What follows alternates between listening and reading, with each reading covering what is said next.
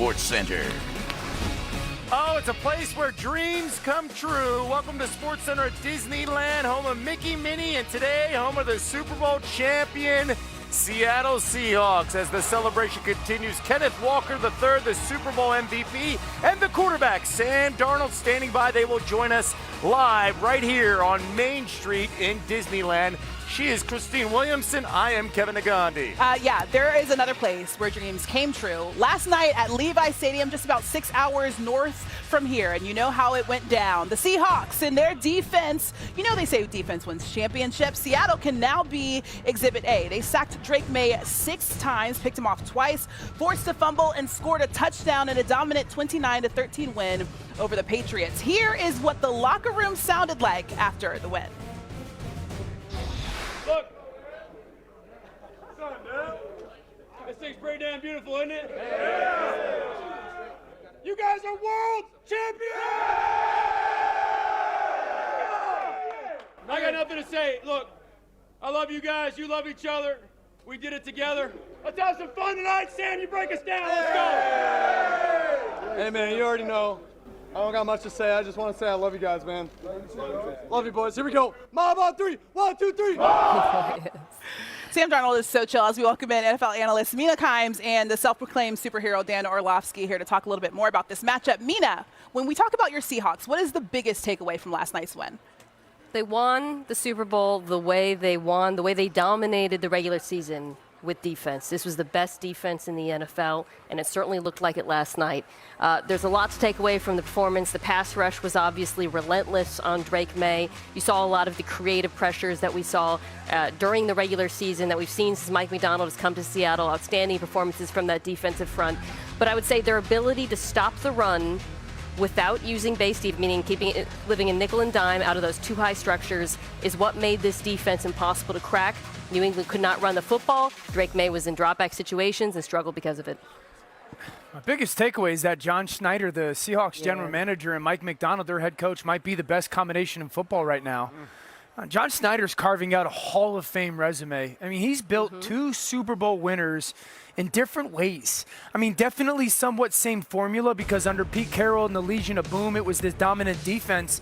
But with Mike Macdonald, in 2 years, they've become once again a dominant front, but a little bit more exotic. They tackle incredibly well, and it's impressive to watch.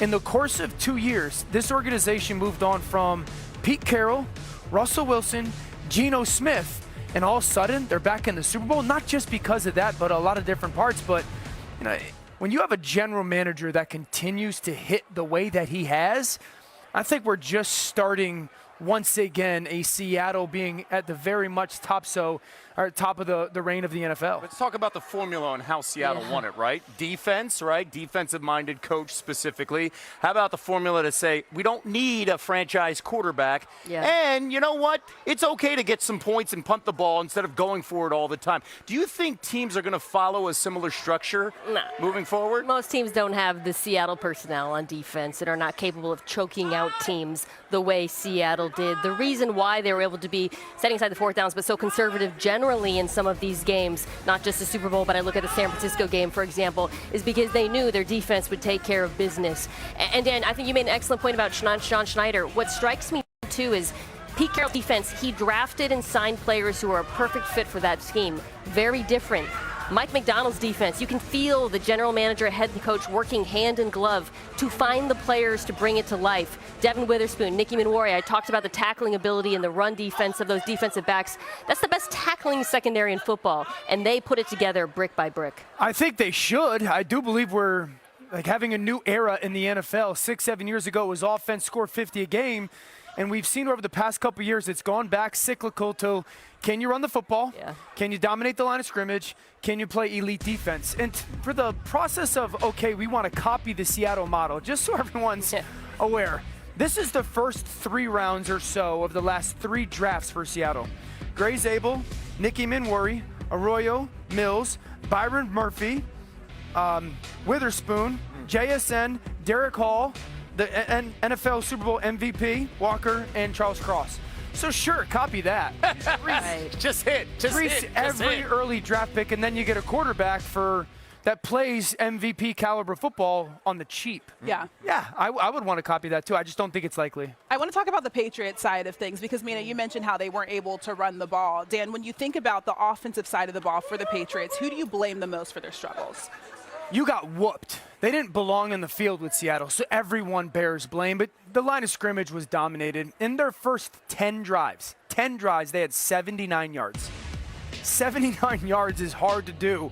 And if you can't block anybody, you have no shot. And everyone's going to point to, because of coming off the MVP vote and Drake May, Drake May got overwhelmed. Sure, but their offensive line was completely dominated. No one got open in the secondary. They got out-hit, out-physical, out-schemed. I don't think a lot of quarterbacks would have performed well last night for New England. So there's a plethora of blame that's going to go around New England, but it's also a great season that lays a foundation for a restart. All right. Take your analyst hat on. Keep the Mickey Is this my ears analyst on. hat? Or? Keep the Mickey ears on, right? 12 years ago, you're a Seahawks fan. When they won the Super Bowl, you had a tattoo to commemorate Super Bowl 48. How are we going to celebrate this? Is there anything? Are you going to get another tattoo here? I'm a mom now. I already got 3 tattoo visible. Yeah. I don't need to add to that. This one hurt too. Yeah. No, I don't. I think we're gonna celebrate Disneyland. My kid's somewhere in this park. I gotta find him. Maybe the best way to celebrate. I would just like to mention that Sam Darnold is over there cheering Mina on. He needs her. Oh yeah, look. He wants another right on one the bicep. He went to his bicep. There he is. Yeah, he wants it right on his bicep. You're embarrassing me in front of Sam Darnold. We'll be waiting for that. You can go with Sam. Sam, I'm sure, would like to go with you, right? You can go with Mina and get that tattoo. Hard pass. It'd be fun. We'll see what happens with that. They're going to be here in a little bit, Sam and Kenneth Walker III. You're going to stop by the desk in a little bit. But let's go to Tony and Mike with our PTI bonus topic. All right, Wilbon, what is your biggest takeaway from Super Bowl 60? Seattle's defense. Seattle's defense. That's all I want to talk about is Seattle's defense.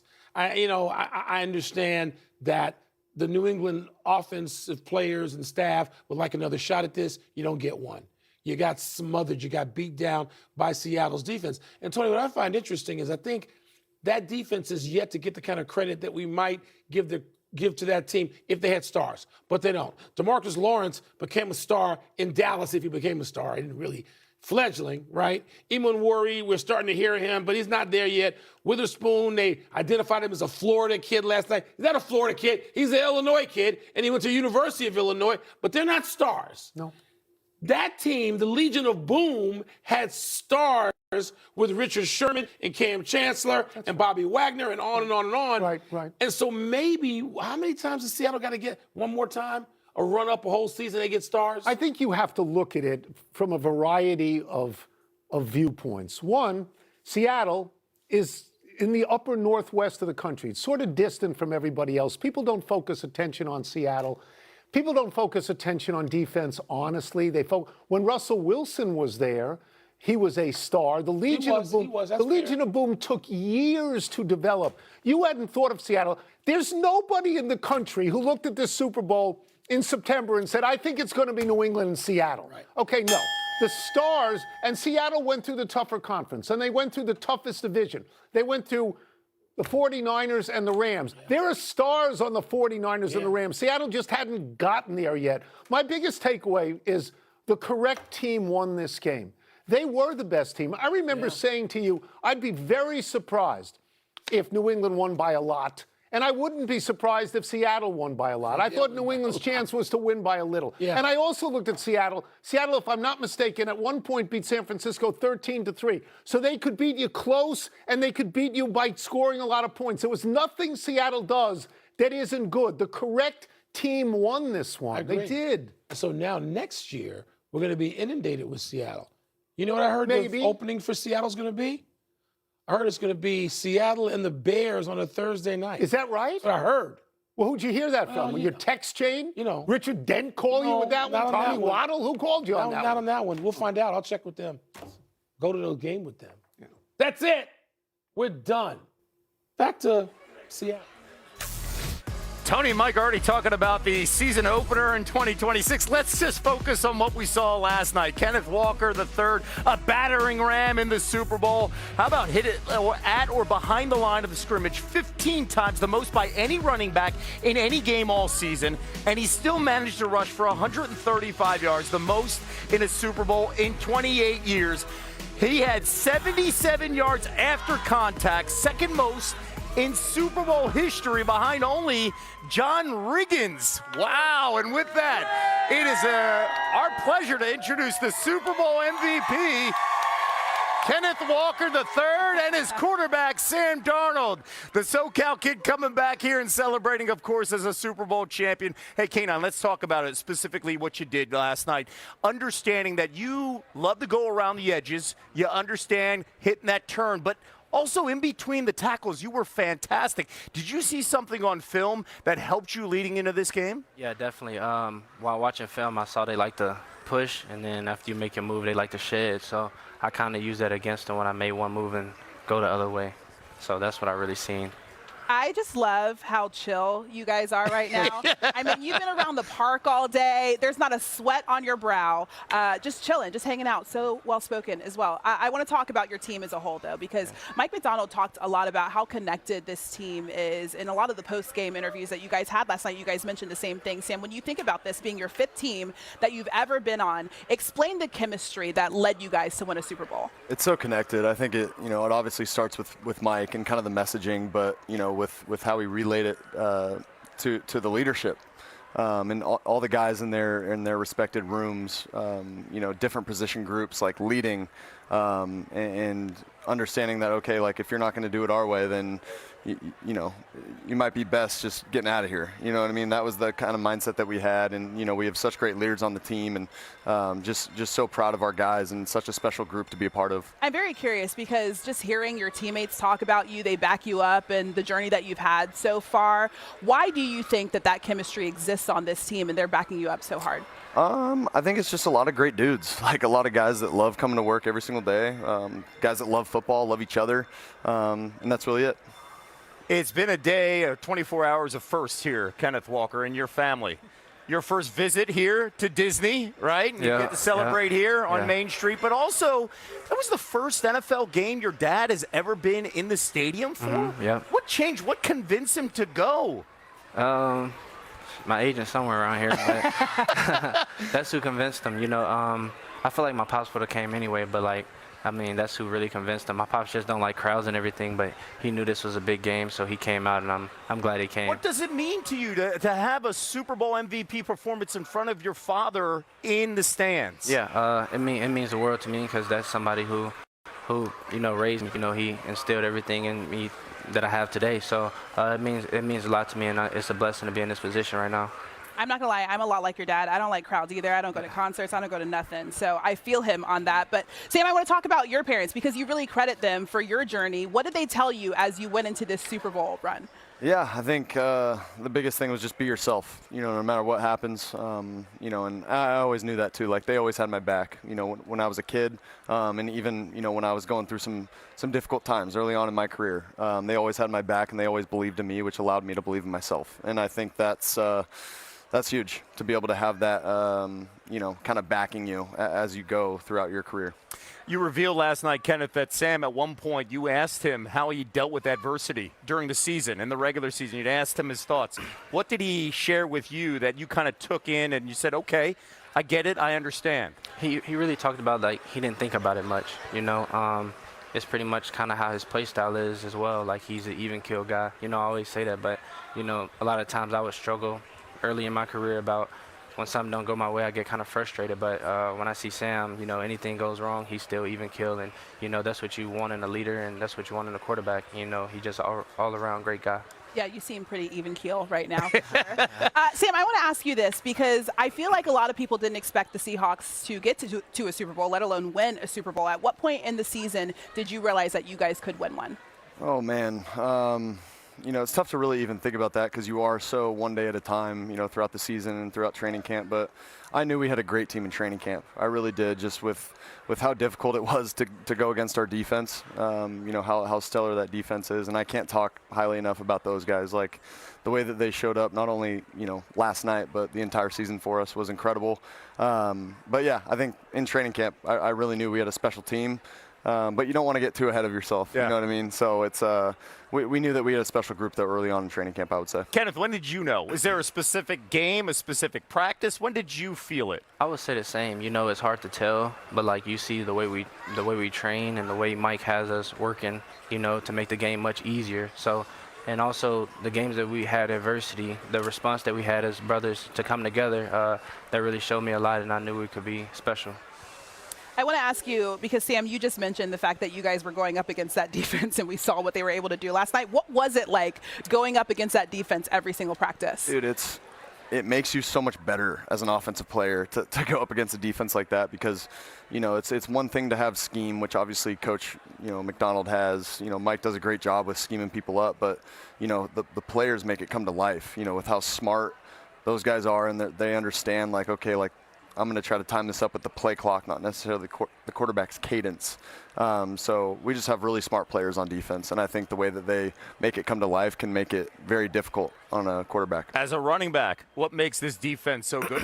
Because honestly, all three levels, especially that front four, but then when you get past them, you got to deal with a linebacker who's phenomenal in what he experienced with the Rams, Ernest Davis, and then a secondary they all can tackle, and that's something that's different in the NFL. What's it like facing them? Yeah, like Sam said, they smart and they real detailed, so you got to be detailed as well and try to manipulate them as best as you can. And all of them got that dog mentality. They always aggressive and they want to make the play. Everybody want to make the play, so they crowding the ball. So it's tough going against them at practice. So that makes us a lot better though. Okay, so I'm curious, as offensive guys, obviously a lot of people like to call this or compare this defense to the Legion of Boom. Where would you guys compare your defense in all-time defenses? Oh man, I don't want to get into ranking all-time defenses, but I think they would stack up with any defense out there. Just the way that they can stop the run by rushing four.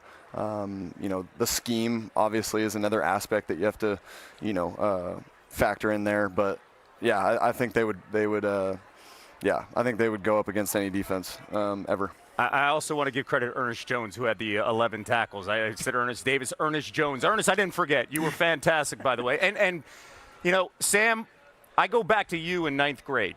That list, all right? I'm not sure if our audience knows. This list, you had a list, and you wrote down 5 long-term goals, right, at the age of 14. And number 1 was to go to Southern California. Number 5 was just to be nice to people. Number 2 was to be a sportscaster on ESPN. Come on. So when are you going to come over here? Wow, they're all very excited. When are you going to take our job? What That's what they get loud for? Why would they get loud for that? No, dude, I grew up, idolizing anchors, to be honest, because I watched SportsCenter every single day, every night before I went to bed. So I idolize, guys like Neil Everett, Stan Verrett, Kenny Mayne, like all those guys. They kind of were the reason that I fell in love with sports. I love that. That is amazing. So it's I think that's kind of where that came from. Okay, so we talked a little bit about how this was your first time at Disney. You guys have been here pretty much all day. You guys rode the teacups. I'm just curious how you guys are enjoying your time at Disney. Are you a rides guy? I like rides, but teacups, no. Why? What was the problem with the teacups? If I get too dizzy, I'm gonna get sick. Oh, and yeah, that makes sense. luckily, Sam was in the same boat, so we didn't even twist it at all. So you guys didn't. There it is. There's the video. We didn't touch the wheel. I mean, that makes sense. But you like rides, you like roller coasters? Yeah. Have loves roller coasters. Yeah, I can't stand them. So have you been on a roller coaster? We plan on getting one after this, right? Which one? Yeah. Incredicoaster. I don't know which Go to one the it is. Incredicoaster. I don't know if roller coaster. I don't think we'd be getting on any roller coasters, but we'll get on some rides. Something a little more smooth. Okay. Nothing too crazy. So you're not a roller coaster. He doesn't I'm want to not. get. You know what I suggest? You guys go on Guardians of the Galaxy, the one that is the Tower of The Terror, old like Tower one. of Yeah, Terror. I went on that 4 times. I hate roller coasters, and it was an accident that I rode it 4 times. But I survived. I feel like you guys could too. Incredicoaster. You got to go Do on that that. I one like too. roller coasters. Yes, I wanna you'll try like some. that. Got you. All right, thanks so much, guys. Congratulations. Enjoy the rest of your time at Disneyland. Thank you. Congrats, guys. Thank you, brother. Appreciate you. Offense, defense, special teams, all 3 phases. All 3 phases. We do this in all 3 phases. What type of game plan we need to formulate in all 3 phases to win a football game. As a head coach, bringing all 3 phases together. What we ask our players to do in all 3 phases is complicated. All 3 phases are coming to play. How we play all 3 phases. And all 3 phases. In all 3 phases. And that's really all 3 phases.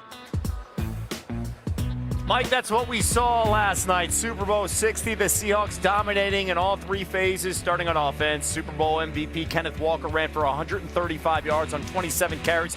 It was the most rushing yards by any player since Terrell Davis. 28 years ago, he was also the last running back to win Super Bowl MVP, Christine. Let's keep with the offense because his quarterback, Sam Darnold, he talked about it post-game. He wasn't perfect, but he did protect the ball. No turnovers for the 3rd time in a row. Pats cornerback Christian Gonzalez did a nice job defending the Offensive Player of the Year. And Jackson Smith and Jigba, though Darnold did manage a touchdown pass to tight end A.J. Barner early in the 4th. The real story of this game, Seattle's defense, holding New England to just 78 yards through 3 quarters while pitching a shutout. Pass rush relentless. Drake May, he had no time, especially on 19 of his dropbacks. He felt the pressure. On those plays, May was 3 for 10, just 40 yards to go along with 3 turnovers. The team 6 sacks, 1 shy of a record. And let's not forget about special teams. Seahawks kicker Jason Meyer set a Super Bowl record with his 5 made field goals. Not only that, he also passed LaDainian Tomlinson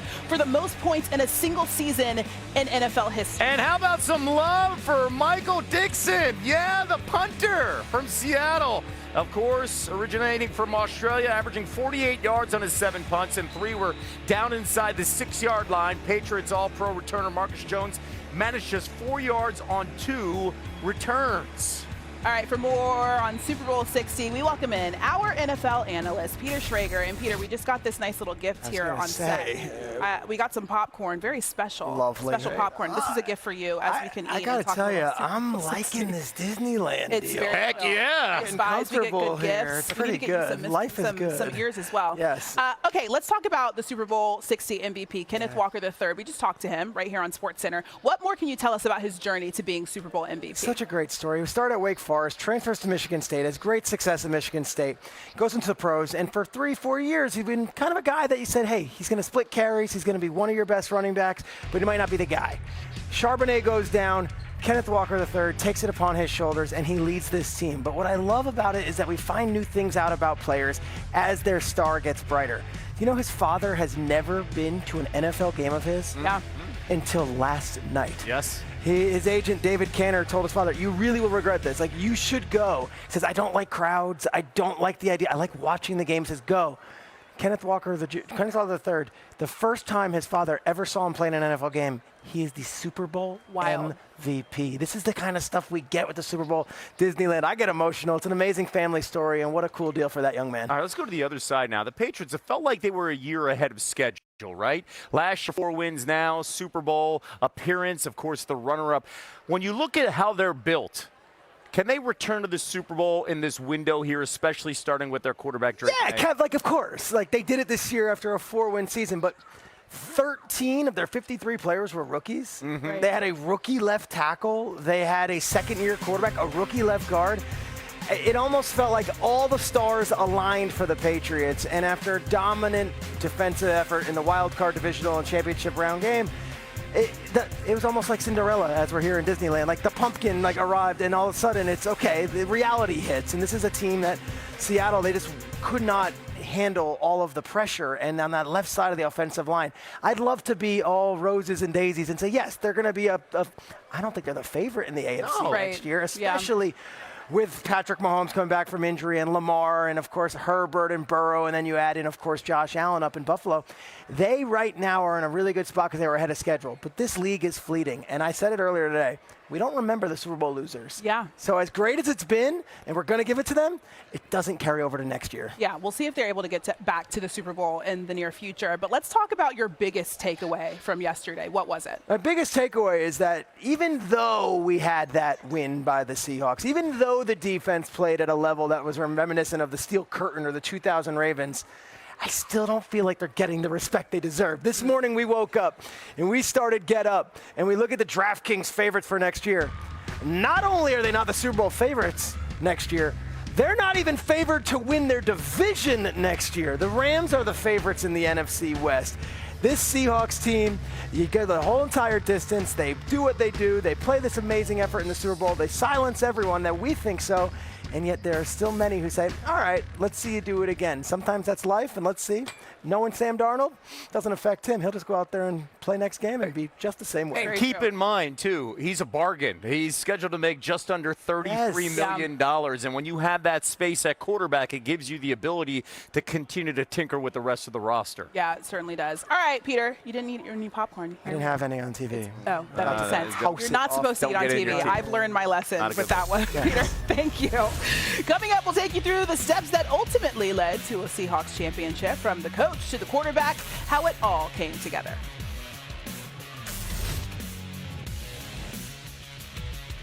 This is a tough and it's a cruel business. We have to produce. Every endeavor. This is what I believe football is all about. The Seahawks have certainly rebuilt the franchise over the last few off seasons. It started in January 2024 when they hired former Ravens defensive coordinator Mike Macdonald to replace longtime head coach Pete Carroll. Now, after going 10-7 in Macdonald's first season, they overhauled their passing game. On March 7th, they shipped quarterback Geno Smith to the Raiders, and 2 days later, they traded star receiver DK Metcalf to Pittsburgh. And then on March 10th, the first day of legal tampering period, they agreed to a 3-year deal with Sam Darnold. 11 months later, Darnold led the Seahawks to a Super Bowl title, and here is what Darnold said when he was first signed. Just really looking forward to this opportunity to be here with my teammates, with these coaches. I think we have an opportunity to do something very, very special here, but it's gonna take a lot of hard work, and we know that. I know that going in. And yeah, just very excited to take this one day at a time, and that's going to be that's what I'm going to do. I'm going to put my head down and go to work, and just excited to do that. Oh, did you know what helps also win championships? Not turning the ball over. Sam Darnold had 0 turnovers in Seattle's 3 postseason games. In fact, the Seahawks as a team didn't turn the ball over. They're the first champ to do that. And their general manager, John Schneider, was raving about that while putting this team together. 4 years ago, the Seahawks traded Russell Wilson to the Broncos. That trade helped give them 11 picks in the first 2 rounds in the last 4 drafts. Those picks built a Super Bowl roster. JSN, Witherspoon, and Super Bowl MVP Kenneth Walker. And I mentioned John Schneider. He talked about the team-building process in the locker room after last night's Super Bowl win. We have a great staff. We have a great personnel staff. We have guys that are working their way up the ladder and trying to figure out how we can improve on every day. So I think it's a reflection of those guys and our personnel staff that are hey, fighting for players and trying to trying to take care of players as well, player development too. So how dominant was Seattle's postseason run? Well, the Seahawks led for all but 1 minute and 35 seconds in their 3 games. They trailed the Rams briefly at the end of the second quarter in the NFC title game, but Darnold quickly found Smith and Jigba for a 14-yard tutty, and the rest, of course, was history. So the Seahawks, they finished the year with a plus